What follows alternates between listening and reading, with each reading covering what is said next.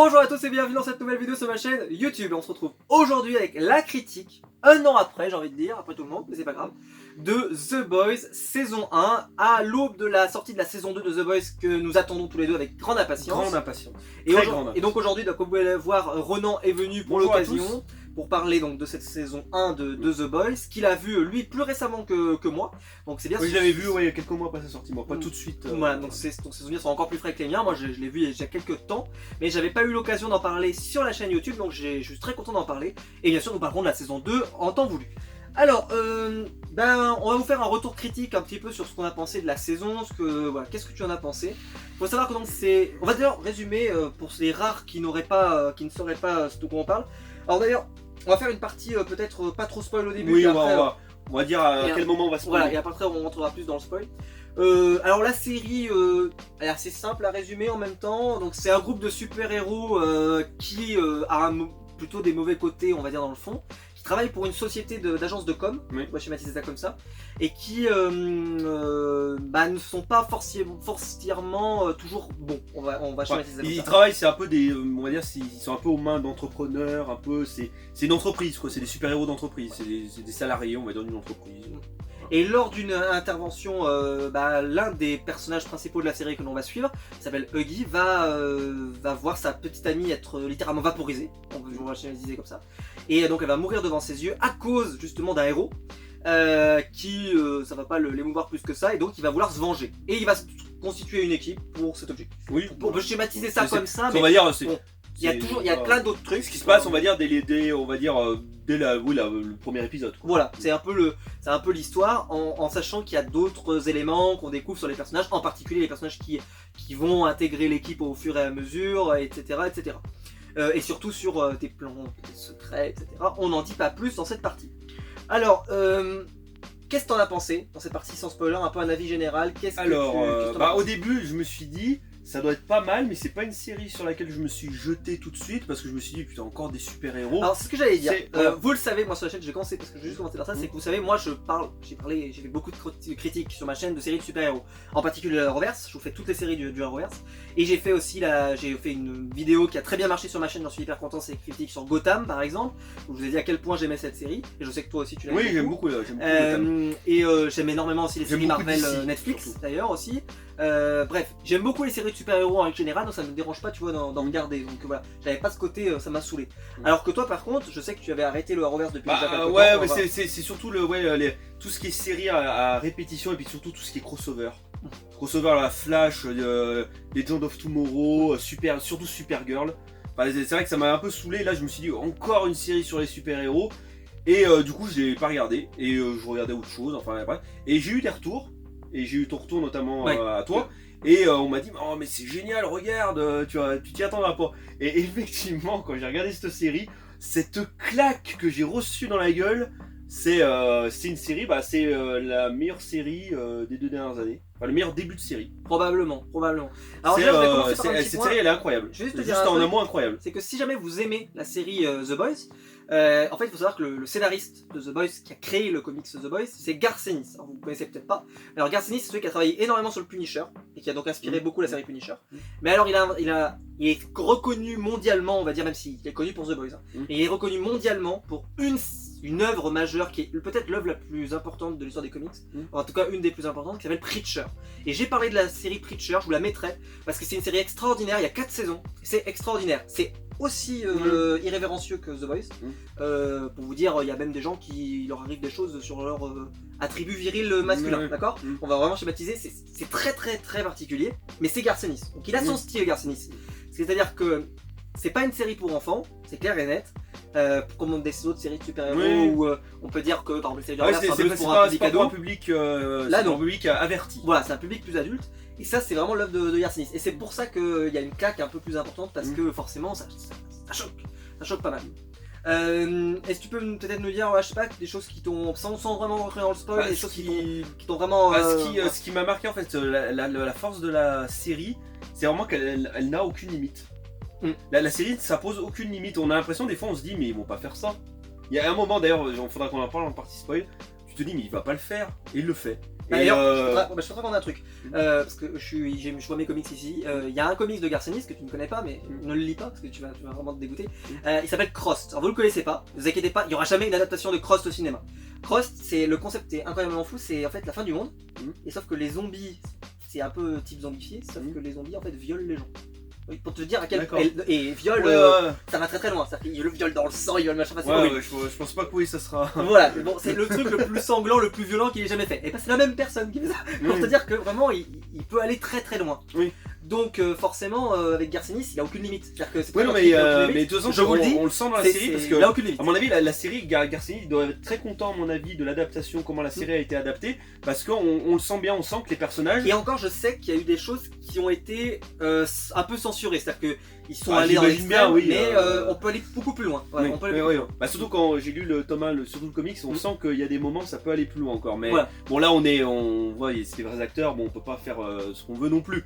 Mais moi, c'est ce que j'ai aimé, voilà, c'est le côté. Et puis, choquer pour choquer n'a pas forcément, il faut que ça soit aussi intéressant. C'est le côté, on va dire, aucune limite de la série que j'ai le plus aimé, parce qu'on sent qu'ils peuvent faire ce qu'ils veulent. Moi, j'aime bien qu'on va dire que dans une série, on s'impose pas de limites, on sent qu'on peut aller où on veut, on peut faire ce qu'on veut avec qui on veut. Ce que j'ai beaucoup aimé aussi, c'est les personnages. C'est les personnages qui sont très bien travaillés. Parce qu'on pense que quand on les voit, on se dit quand on est super-héros, on peut penser que c'est un peu caricatural.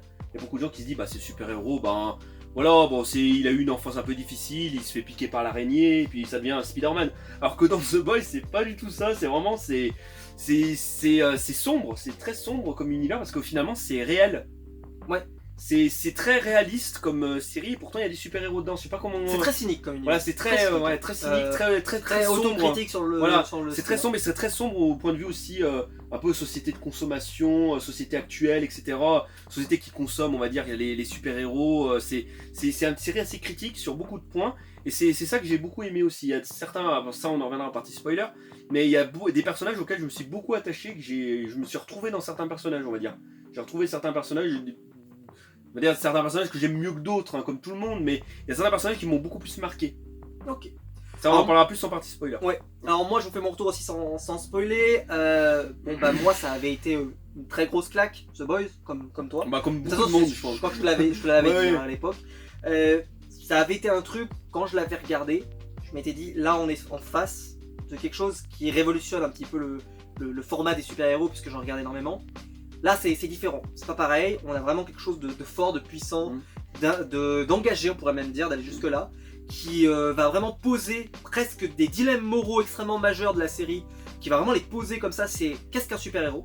En quoi un super-héros, c'est à la fois un modèle, mais ça peut être aussi une ordure derrière, et en même temps, est-ce qu'un héros peut être tout le temps sans faille ? C'est vrai que nous, les comics, on regarde, souvent les héros sont très magnifiés, on peut failles.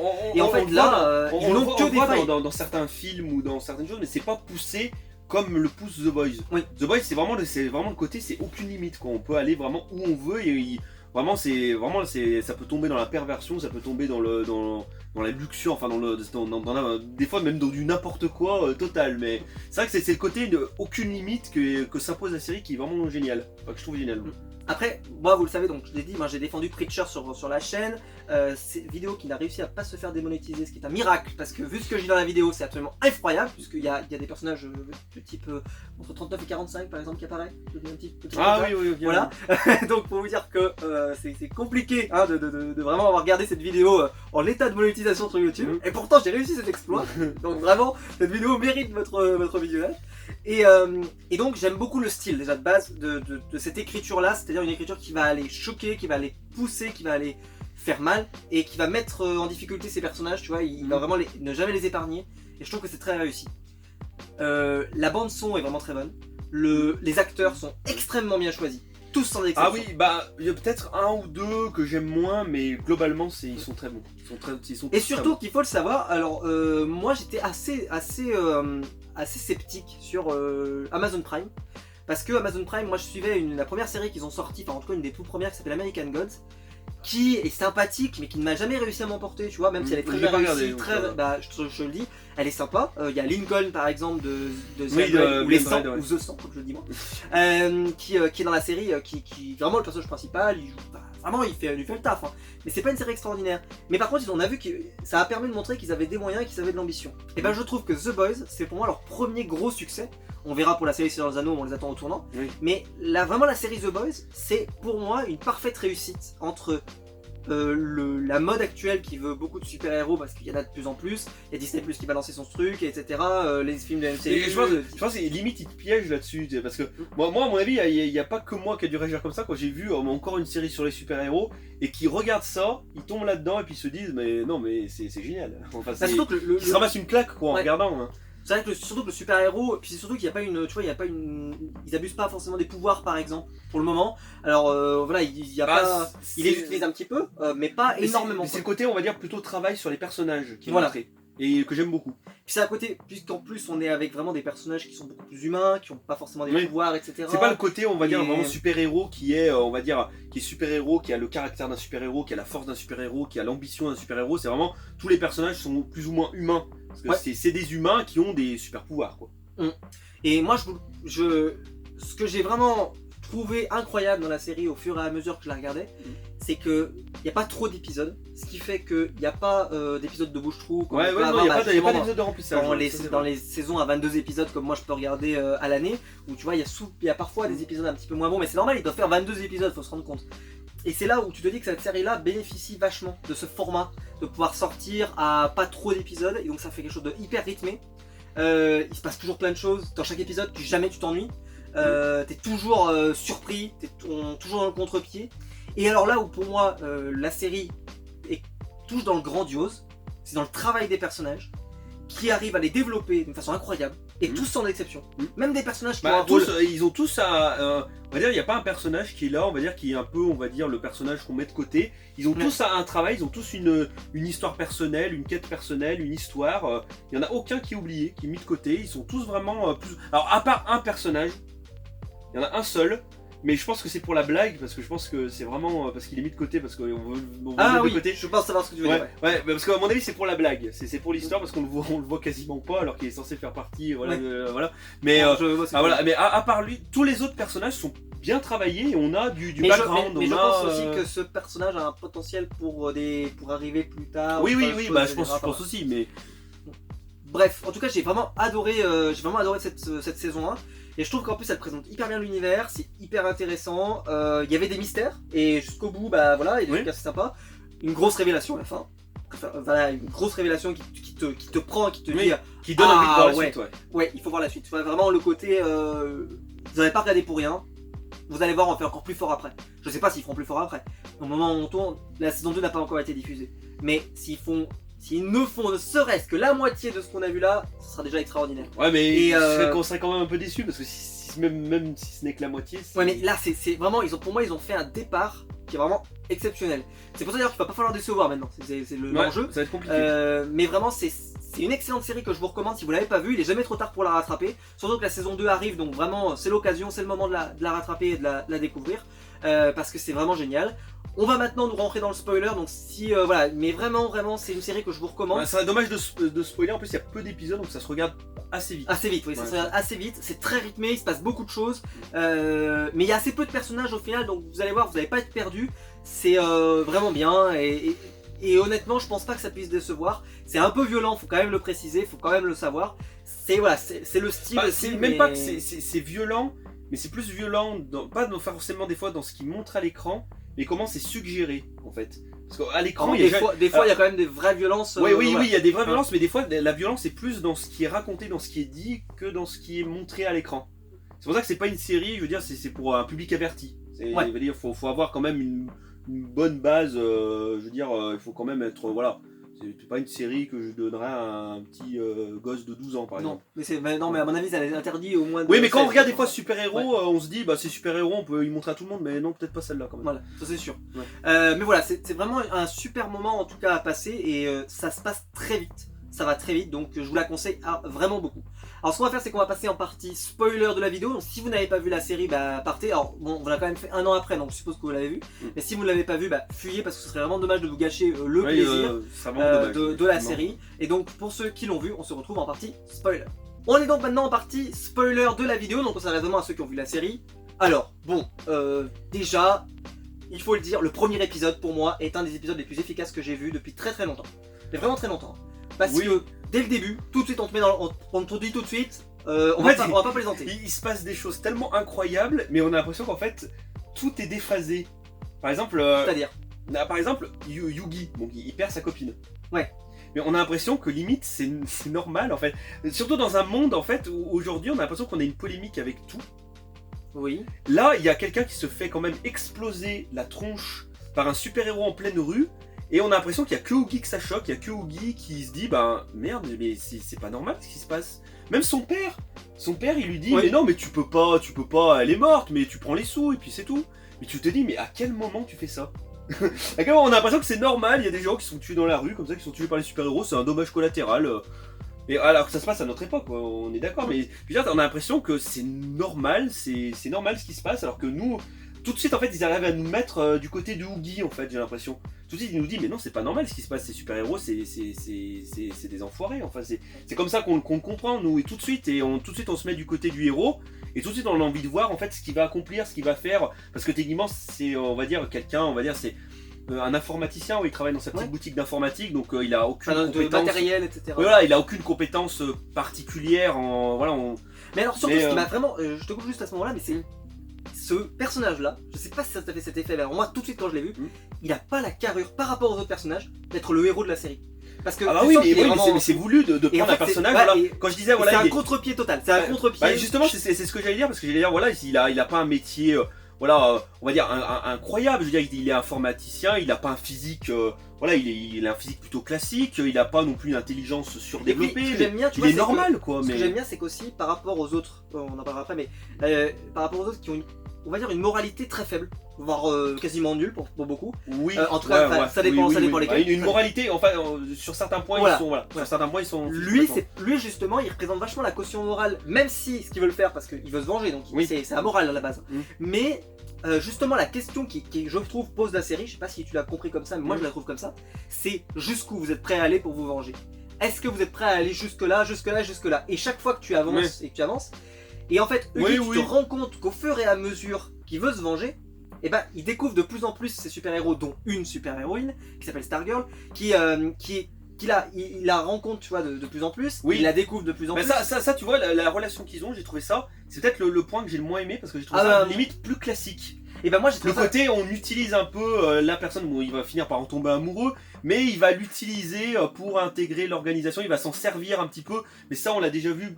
Finalement on l'a déjà vu dans plusieurs films. Mais justement, moi je trouve que c'est bien parce que ça fait qu'il n'y a pas un côté où ce serait les méchants, les super-héros, et de l'autre côté les gentils qui seraient les gentils. C'est très compliqué dans un univers de garcianiste de pouvoir dire ça, mais qui seraient ceux qui font la bonne action parce que c'est ceux qui se vengent, etc. et on devrait les soutenir. Là justement, il n'y a pas ce côté noir, blanc, tu vois, même s'il y a des personnages qui sont absolument horribles et affreux, je pense à un particulier qui est le Lander. Hein, Protecteur, lui c'est...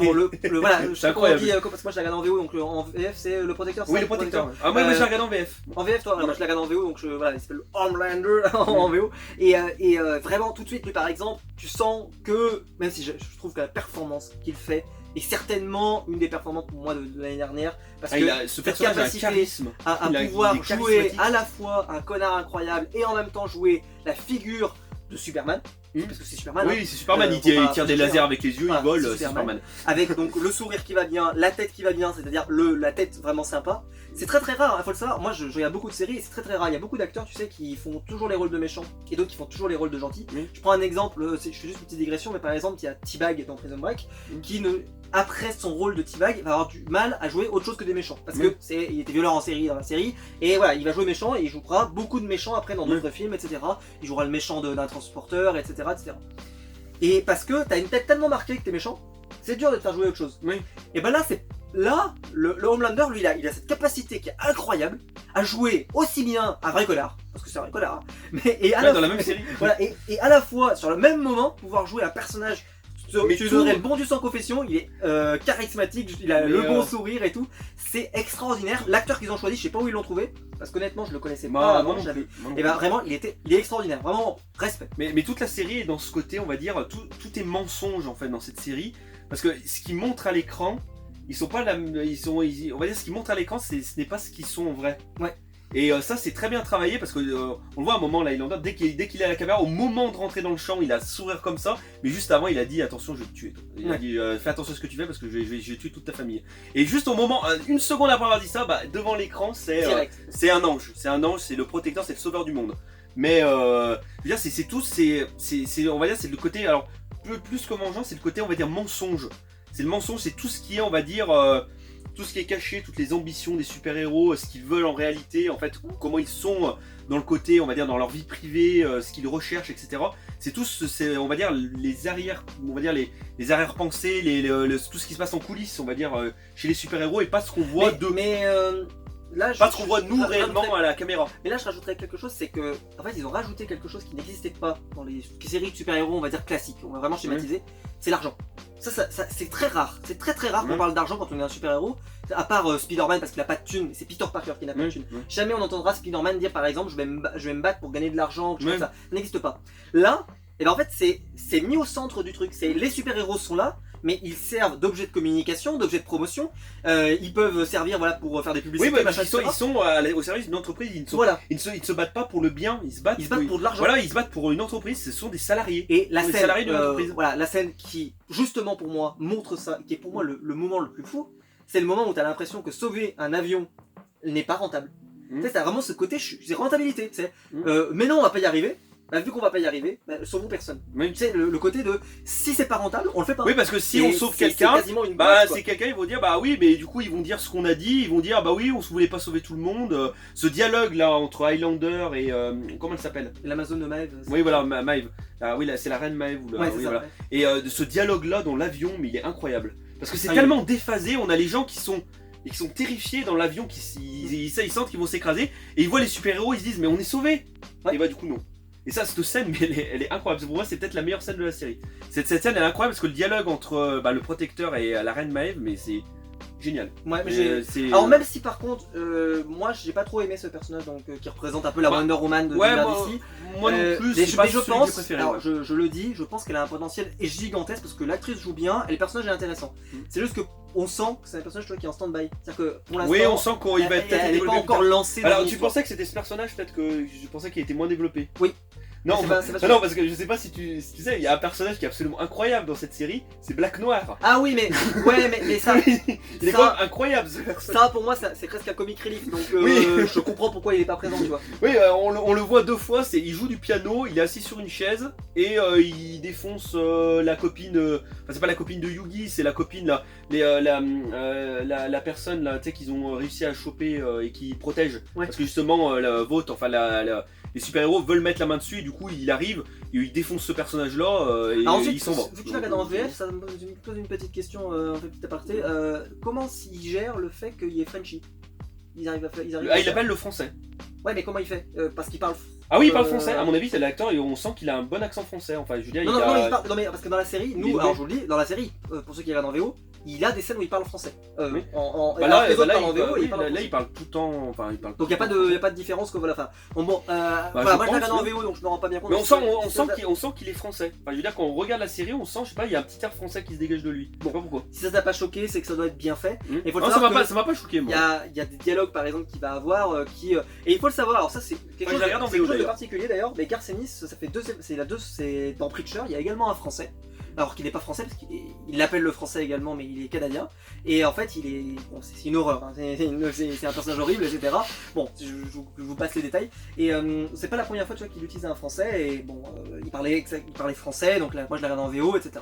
Là, en regardant en VO, par exemple, je me souviens de certaines scènes où, voilà, le fait qu'il parle pas la langue, par exemple, est quelque chose d'utilisé dans le scénario. Bref.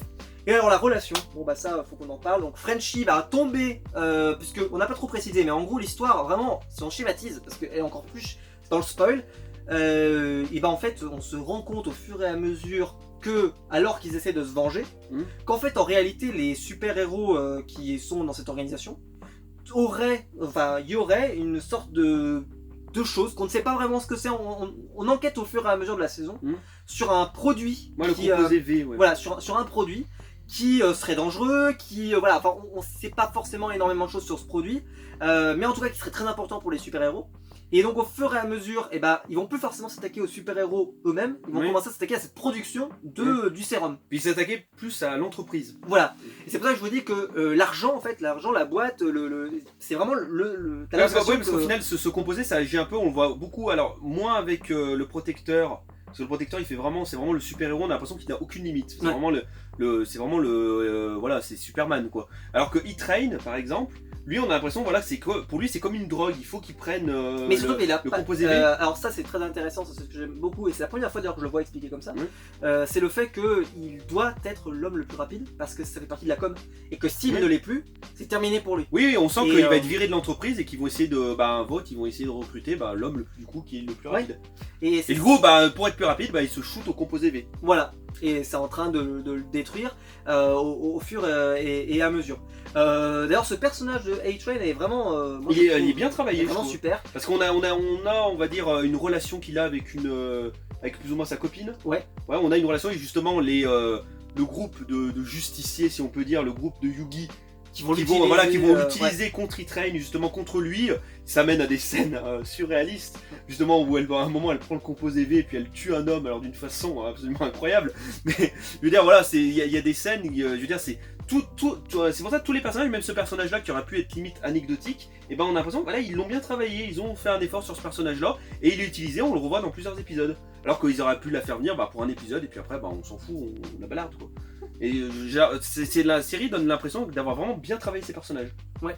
Et puis donc plus la série va avancer, même si elle avance très très vite, plus alors moi je me souviens quand je l'avais regardé, je savais pas sur quoi ça allait finir. Tu sais, c'est-à-dire que je savais pas sur quelle révélation finale ils allaient pouvoir vraiment nous amener.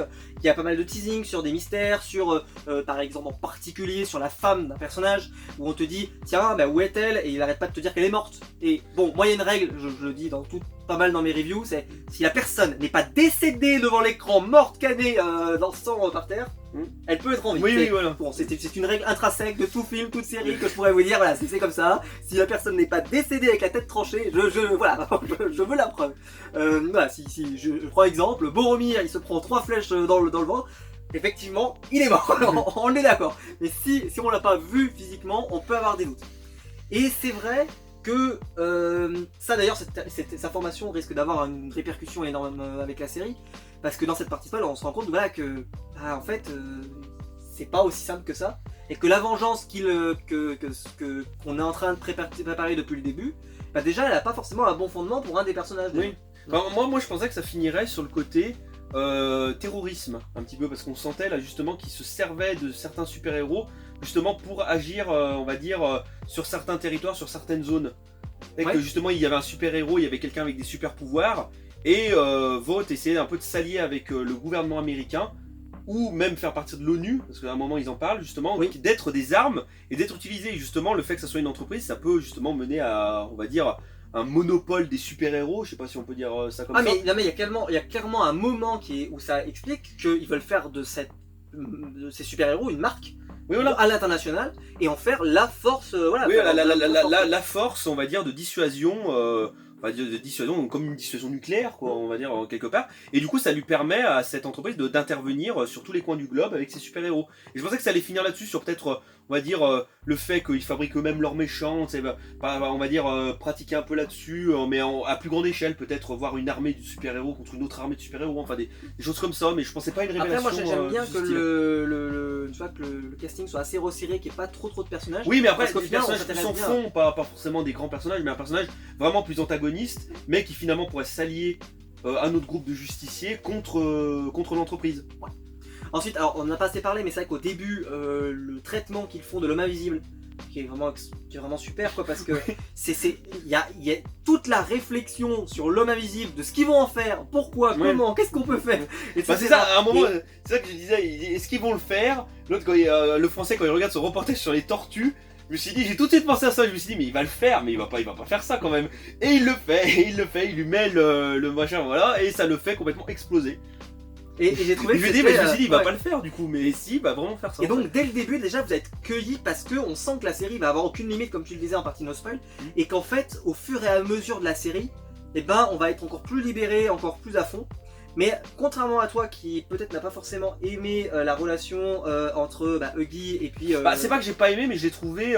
C'est pas le point. Pour moi, c'est pas le point fort de la série. C'est pas ce que j'ai préféré. Et moi je trouve que c'est un point fort parce que je pense que cette relation là en fait elle légitime vraiment le questionnement moral tu vois de la série. C'est-à-dire que de pas avoir le côté c'est trop facile en fait, ça serait trop facile, je vais vraiment schématiser ça comme ça, que les personnages soient vraiment méchants, tu vois, qui sont méchants de l'autre côté et qui veulent vraiment le but ce soit vraiment de s'en débarrasser parce que ce sont des gens qui ont un mauvais fond. Par exemple, la reine Maeve, on sent que elle est pas méchante. Elle est pas parce qu'elle elle veut sauver les gens, etc. Donc on voit qu'il n'y a pas une unanimité, si on peut dire ça comme ça, d'avis, ils sont pas tous connards, quoi. Ils sont pas tous. Voilà. C'est pas parce que A-Train n'est pas forcément quelqu'un de c'est comme moral. C'est comme l'homme poisson là.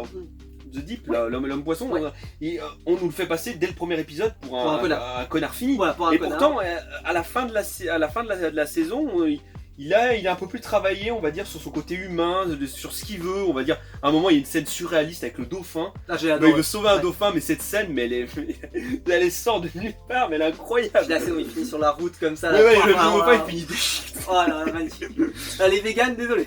mais des scènes gênantes là au moment où on se rend compte qu'il a des branchies sur tout le corps. Enfin c'est très bizarre, mais c'est très c'est quelque part c'est logique. Et je trouve que c'est logique et il nous montre tout. Il se gêne de rien. Que ce personnage légitime vachement ce que je vous disais au début de la vidéo, c'est que vu que on est vraiment sur l'idée que ça représente une boîte, tu vois, que ça représente une boîte. Voilà, lui il est plus à la mode. Et ben lui il est plus à la mode. Ouais.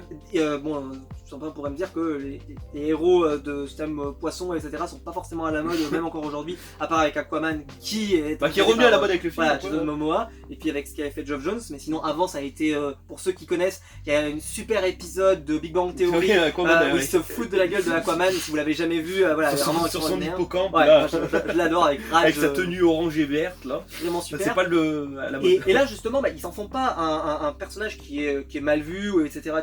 C'est juste que par contre, c'est un personnage qui n'a pas, qui est pas foncièrement un bon super-héros, mais qui est pas un bon super-héros, pas dans le sens, tu sais, où il veut pas sauver l'opprimé ou quoi que ce soit, c'est qu'il est pas bankable. C'est pas un bon super-héros. Et alors là, c'est très comics cette idée-là, parce que dans les comics, il y a souvent, tu sais, des gros héros, genre Spider-Man, Iron Man, Captain America, etc.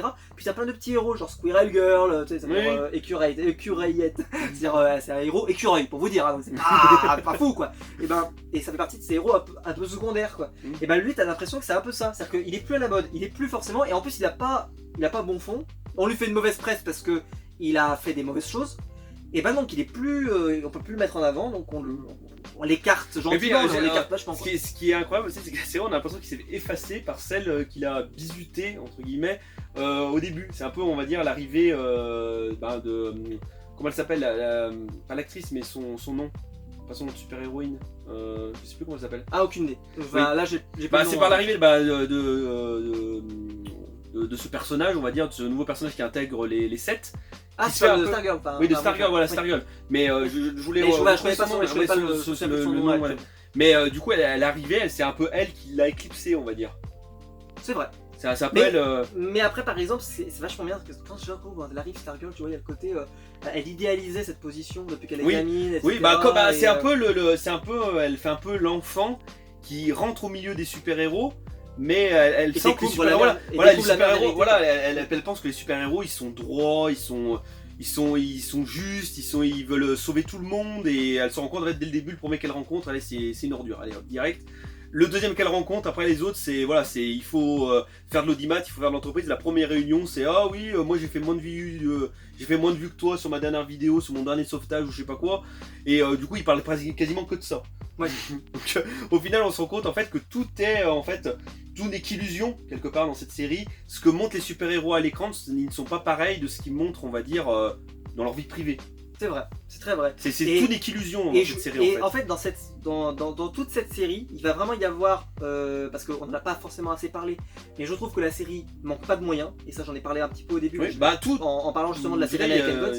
oui, c'est que la série tout va- est bien fait. La série va avoir de la démesure, et je trouve que la scène par exemple dans l'avion est particulièrement spectaculaire, réussie. Ah oui, elle est bien Et faite. Hein. Y a par pas de exemple, souci là-dessus, la toute première scène du film, ou enfin de la série, excusez-moi, où la copine de Guy se fait vaporiser, Oui. c'est vraiment super, très réussi aussi. Tout de suite, ça te met dans l'ambiance. L'explosion, par exemple, qui provoque la disparition de l'homme invisible, est vraiment extraordinaire. Il y a beaucoup de bonnes choses dans cette série.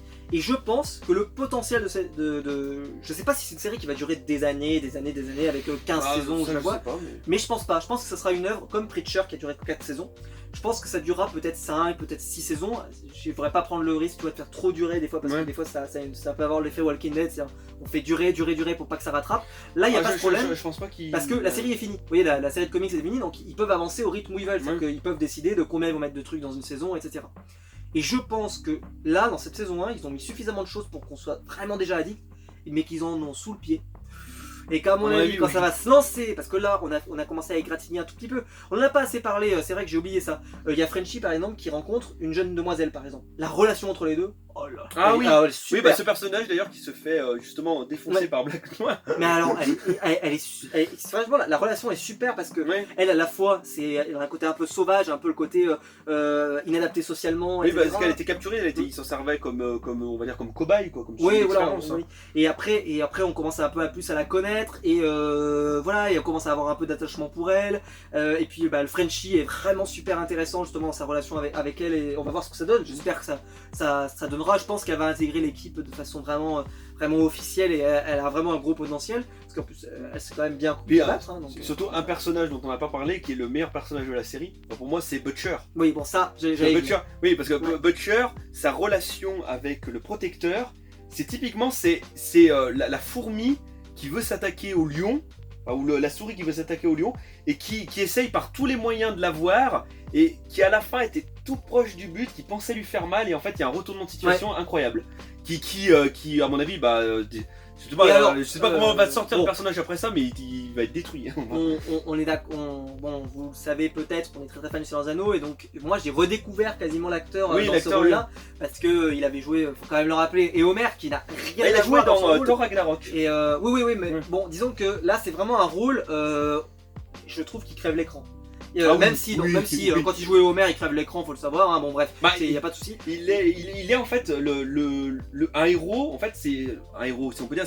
C'est limite lui le personnage principal de la série parce que il montre bien en fait le côté illusion et le côté no limite en fait de la série. Et puis C'est pour ça c'est qu'il vraiment- il peut tout faire en fait. et puis c'est le personnage le plus blasé de tous, hein, Ouais, clairement. Hein. il Il en a marre Voilà. de tout, il en a marre des super-héros, il en a même marre quasiment de la vie. En Voilà, fait, moi, sa je l'ai femme qui s'est fait violer justement par le protecteur.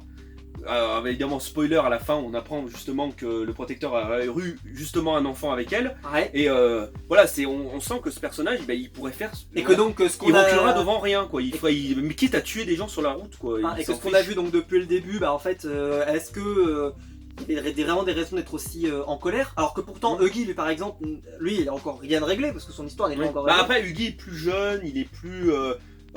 C'est pas le même cas que Butcher. Butcher, lui, ça fait déjà plusieurs années qu'il digère sa vengeance et qu'il organise ses coups. Ouais. Alors que Huggy, lui, il est un peu plongé là-dedans, un peu limite contre son gré au final, parce que c'est un peu Butcher qui vient le voir et qui Et veut alors, se le truc- servir de lui au final. Et donc le truc qui m'avait saisi, mais vraiment génialement, et là on va vraiment arriver dans la fin, c'est pour ça que je l'ai gardé pour la fin, c'est tout l'arc final. C'est-à-dire le moment où Butcher pense avoir les pièces pour gagner, Ouais, voilà, et qu'il arrive dans la maison, et qu'il est avec la présidente, on va dire, du Ouais, du il groupe pense et tout. pouvoir lui faire Ouais. pression sur le protecteur, en fait, pas du Et tout. que là, c'est le contre-pied total. Mais alors le contre-pied total, où tu te dis, il y a des éléments là pour qu'il y ait vraiment, il est trouvé, tu vois, Oui, parce l'élément qu'on pour voit en gagner. plus que le Et là, protecteur. c'est terminé en quelques secondes. On te replace tout de suite, on te dit, au fait, tu sais qui je suis le Homelander. Bah et là, et donc là, t'as l'affrontement un peu titan, mais en même temps, il y a un écart tellement immense. Oui, mais on sent, toute la saison nous a fait penser que le protecteur était proche que d'une seule personne, cette femme. Parce qu'on la voit qu'elle le réconforte, qu'il passe des moments intimes avec elle, et on pense que justement ce personnage c'est le seul personnage, si on va dire Butcher pour se venger il la tue, il la détruit, ça va détruire le protecteur. Ouais. Mais au final, on Pas se du rend tout. compte que pas du tout.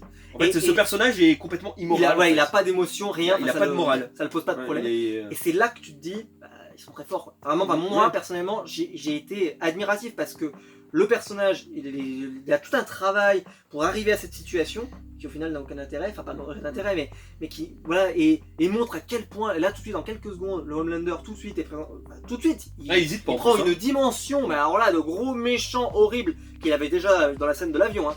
Oui, mais il avait encore un peu des fois ce côté un peu humain, ce ouais, côté un on peu n'avait pas encore la déception, ce côté triste un petit on peu. n'était pas encore sûr de quel côté il allait. Tu vois, il est Ouais, si, possible. enfin, on s'en doutait, mais Oui.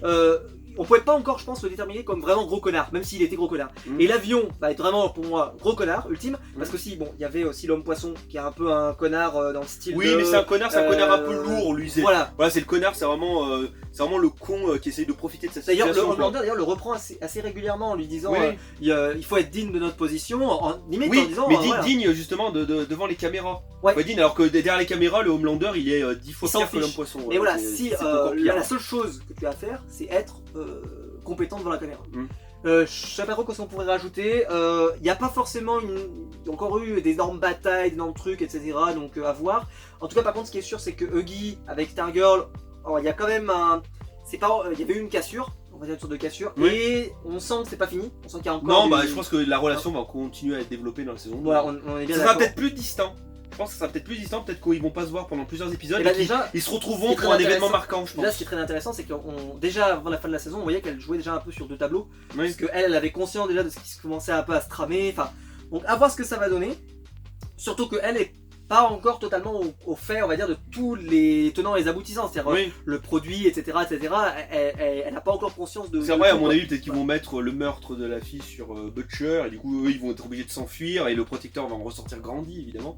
Pas Et quelque chose voilà, comme ça. on verra comment ça va être géré, mais en tout cas, je pense qu'il y a un potentiel immense et que ça fait plaisir. Moi, je trouve que ça fait plaisir d'avoir une série de super-héros voilà, qui ose, qui a vraiment envie de mettre grosse Bah, grosse ça claque, fait quoi. plaisir d'avoir une série qui s'impose pas de limite. Alors justement qu'on est toujours dans le côté on va dire on crée des polémiques, faut s'imposer des limites, faut pas faire ce qu'on veut et tout ça, d'avoir une série justement qui s'en fiche et qui dit bah non bah moi je vais où je veux, je fais ce que je veux.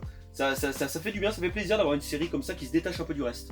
Ouais. Moi j'aime bien. Moi c'est pour ça. Et alors que je pensais au contraire que ça allait être une série, justement vu que c'est super-héros, je pensais à Marvel, je pensais à des choses, voilà, je me suis dit ça va être carré, ça va être vraiment, il faut sauver des gens ou je sais pas quoi, et je m'attendais pas du tout à ça et j'ai été agréablement surpris. Ouais, bah bien d'accord.